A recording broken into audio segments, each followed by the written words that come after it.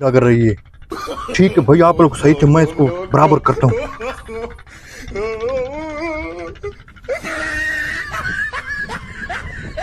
अभी भी वजन नहीं है, सब्र करो। हाँ,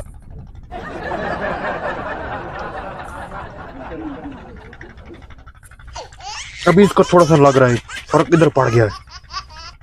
आप सब्र करो। हाँ, ओ मौली तो खुद मान रहा है। आपको मेरा फैसला कबूल नहीं था ना, अब इंतजार करो, कहाँ बैठोगे? असल में ना ये लड़ाकू बोट है जो आप भाइयों को लड़ा रही थी ना, मैं इसका करता हूँ कल ये दान। सब्र करो।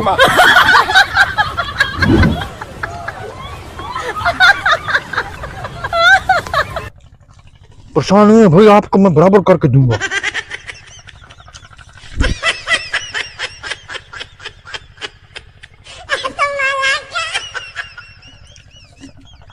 यार किस मुसीबत से फैसला करवा रहे हो?